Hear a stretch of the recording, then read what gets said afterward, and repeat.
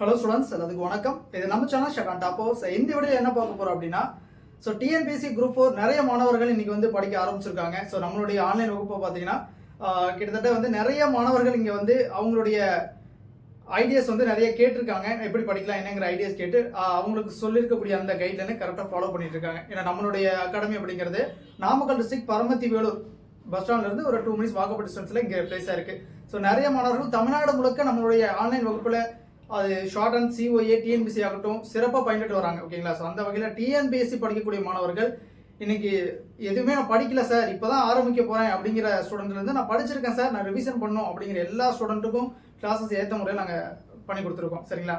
இப்போ டிஎன்பிஎஸ்சி படிக்கக்கூடிய மாணவர்கள் குறிப்பாக இப்போதான் சார் நான் ஆரம்பிக்கிறேன், டிஎன்பிஎஸ்சி ஆரம்பிக்கிறேன், இல்லை நான் கொஞ்சம் தான் படிச்சிருக்கேன் அவ்வளோக்கெல்லாம் படிக்கல அப்படிங்கிறவங்க நல்லா தெரிஞ்சுக்குங்க. டிஎன்பிஎஸ்சி படிக்கிறதுக்கு முன்னாடி நீங்கள் ஃபஸ்ட்டு தெரிஞ்சுக்க வேண்டிய விஷயம், சிலபஸ் எடுத்துக்கோங்க. வெயிட்டேஜ் மார்க்கை பார்க்கணும். சிலபஸ் உங்கள் கையில் எடுத்துக்கணும். வெயிட்டேஜ் மார்க் என்ன சப்ஜெக்ட்டுக்கு அதிகப்படியான கொஸ்டின்ஸ் வந்து குரூப் 4ல் இவ்வளோ நாளாக கேட்டுட்டு வராங்க. ஸ்டாண்டர்டாக இருக்கக்கூடிய விஷயம் தமிழில் 100 கொஸ்டின், மேக்ஸில் 25, இது எப்போவுமே மாறாது, ஸ்டாண்டர்டாக இருக்கும். ஓகேங்களா? மற்ற சப்ஜெக்டில் எது வந்து அதிகமாக கொஸ்டின் வரக்கூடிய பார்ட் அப்படின்னு சொல்லி பார்க்கணும். ஃபஸ்ட்டு வெயிட்டேஜ் மார்க் எதுக்கு அதிகமாக இருக்கோ அதைத்தான் நீங்கள் ஃபோக்கஸ் பண்ணி ஃபஸ்ட்டு படிக்கணும். அந்த வகையில் பார்க்கும்போது தமிழ் மேக்ஸ் தான் ஃபஸ்ட்டு எல்லாரும் படிக்கக்கூடியது. ஏன்னா 100% வந்து பார்த்தீங்கன்னா டிஎன்பிஎஸ்சி படிக்கக்கூடிய ஸ்டூடெண்ட் தமிழ் மேக்ஸை முடிச்சுட்டு தான் அடுத்து போகணும். சார் இல்லை சார், நான் வந்து கிளாஸில் ஜாயின் பண்ணேன், எல்லா சப்ஜெக்ட்டும் கொடுக்குறேன், எல்லா சப்ஜெக்ட்டும் உங்களால் படிக்க முடிஞ்சால் படிங்க. ஏன்னா ஒரு 3 மாதத்தில் வந்து கிளாஸ் ஜாயின் பண்ணுற ஸ்டூடெண்ட் வந்து பார்த்தீங்கன்னா எல்லா சப்ஜெக்ட்டும் கொடுத்தா அவங்களால மேனேஜ் பண்ண முடியுமா, உங்களால் மேனேஜ் பண்ண முடியுமா முடியாதா அப்படிங்கிறது நீங்கள் தான் டிசைட் பண்ணணும். ஏன்னா ஒரு ப்ராப்பராக ஷெடியூல் கொடுத்துருவாங்க. இந்த 3 மந்த்ஸ் எல்லா சப்ஜெக்ட்டும் கவர் பண்ணுறது இது ஷெடியூல். அந்த ஷெடியூலில் படிச்சு முடிக்கணும் அப்படின்னா நீங்கள் கண்டிப்பாக முடிக்கலாம். ஏன்னா நம்மளுடைய கிளாஸஸ் பொறுத்த வரைக்கும் ஸ்டூடெண்ட் கிட்ட தெளிவாக இவ்வளோ பெரிய டைம் இருக்குது, இதில் இந்தந்த சப்ஜெக்டை மட்டும் டார்கெட் பண்ணுங்க, இந்த சப்ஜெக்ட் டார்கெட் பண்ணுங்க. அந்த சப்ஜெக்ட்டுக்கு உரிய மார்க்கு, அந்த சப்ஜெக்ட்டுக்கு உண்டான கொஸ்டின்ஸ் வந்து உங்களுக்கு குரூப் 4ல் வருது அப்கமிங் எக்ஸாம். ஏன்னா அவங்க வந்து இப்போ தான் சார் நான் டிஎன்பிஎஸ்சிக்குள்ளே வரேன், குரூப் 4 ஆரம்பிக்கிறேன் அப்படிங்கிற ஸ்டூடெண்ட். அந்த கொஸ்டினுக்கு உண்டான மார்க்கில், அந்த கொஸ்டினில் எவ்வளோ நீங்கள் அட்டன் பண்ணுறீங்க, எவ்வளோ அடிக்கிறீங்க, அதுதான் ரொம்ப முக்கியம். நம்ம சொல்லக்கூடிய விஷயம், எடுத்த சப்ஜெக்டை நல்லா படித்து முடிக்கணும். முடிச்சுட்டு அப்படியே விட்டுறக்கூடாது, ரிவிஷனில் போடணும். ஒன்றும் இல்லை, தமிழ் வரை எடுக்கிறாங்க, மேக்ஸ் எடுக்கிறாங்க, முடிச்சிட்டிங்களா, ஃபுல்லாக சிலபஸ் வைஸ் ஃபுல்லாக கவர் பண்ணிட்டீங்க, எல்லாமே அட்டன் பண்ணிட்டீங்க அப்படின்னா நீங்கள் அப்படியே வந்து ரிவிஷன் பேட்சுக்கு போயிருவீங்க. அடுத்த சப்ஜெக்ட், அடுத்த வெயிட்டேஜ் மார்க் எதுக்கு அதிகமாக இருக்கும் அந்த சப்ஜெக்ட் உள்ளே போடுங்க. அந்த சப்ஜெக்டையும் வந்து பார்த்தீங்கன்னா ஒரு குறிப்பிட்ட பீரியட் தான், இவ்வளோ வேகத்தில் ஒரு நாளைக்கு இவ்வளோ பண்ணால் இவ்வளோ பீரியடில் முடிக்கலாம் அப்படிங்கிற ஒரு கணக்கு இருக்குது. அதை முடிக்கணும்னா ஒரு நாளைக்கு இவ்வளோ நேரம் படிக்கணும் அப்படிங்கிற ஒரு கணக்கு இருக்குது. எல்லாமே அனலைஸ் பண்ணி ரொம்ப யோசிக்கலாம் தேவையில்லை, ஜஸ்ட் சிம்பிள் கால்குலேஷன்.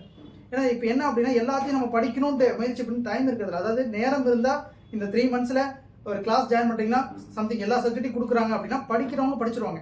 ஆனால் நிறைய ஸ்டூடெண்ட் வந்து நிறையா இருக்குது, படிக்க முடியல, கன்ஃபியூஸ் ஆகுது, எல்லாத்துலேயும் கொஞ்சம் கொஞ்சம் படிச்சிருக்கேன், எல்லாத்துலேயும் கொஞ்சம் கொஞ்சமாக படிச்சிருக்கேன்.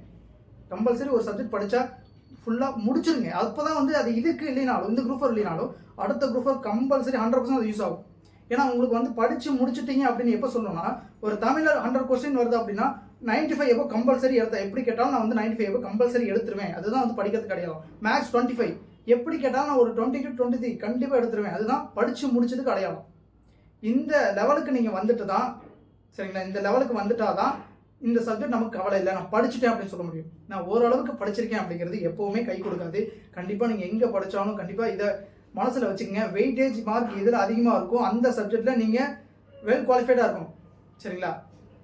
அதுக்கு உரிய ஐடியாலாம் தெரிஞ்சுக்கங்க, எப்படி படிக்கலாம் எல்லா விஷயங்களும் தெரிஞ்சிருக்கேன். சார் நான் மேக்ஸ், நிறைய ஸ்டூடெண்ட் மேக்ஸ் வந்து எனக்கு வராது சார், மேக்ஸ் வராதுன்னா குரூப் 4 எப்படி பாஸ் பண்ணுறது? ஏன்னா தமிழ் மேக்ஸ் படிச்சுட்டு தான் அடுத்த சப்ஜெக்டே போகிறாங்க. இன்னைக்கு லட்சக்கணக்கான ஸ்டூடெண்ட்ஸ் படிக்கிறாங்க. சரிங்களா? அப்போ சார் தமிழ் படித்த மேக்ஸ் நல்லா படித்தா போதுமா சார்?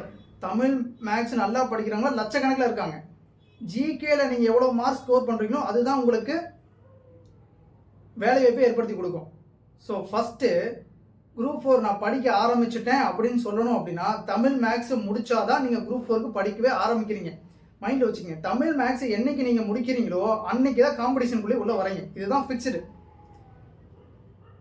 இந்த 2 இதையும் வந்து பார்த்தீங்கன்னா என்னைக்கு நீங்கள் கவர் பண்ணிட்டு உள்ளே வரீங்களோ அன்னைக்கு தான் சார் நீங்கள் சொல்லணும், அன்னைக்கு தான் சார் நான் இப்போ தான் சார் படிக்க ஆரம்பிச்சிருக்கேன்னு சொல்லணும். அதுக்கு முன்னாடி வரைக்கும் நீங்கள் இன்னும் ஆரம்பிக்கவே இல்லை. அதுதான் ரியாலிட்டி. நான் குரூப் 4 இன்னும் படிக்கவே ஆரம்பிக்கல. தமிழ் மேக்ஸ்னா இன்னைக்கு பல பேர் படிக்கிறாங்க, பல லட்சக்கணக்கான ஸ்டூடெண்ட்ஸ் வந்து கரெக்டாக முடிச்சிடுறாங்க. ஆனால் அவங்களுக்கு வேலை வாய்ப்பை ஏற்படுத்தி தர பார்ட்ஸ் எங்கன்னா ஜிகே.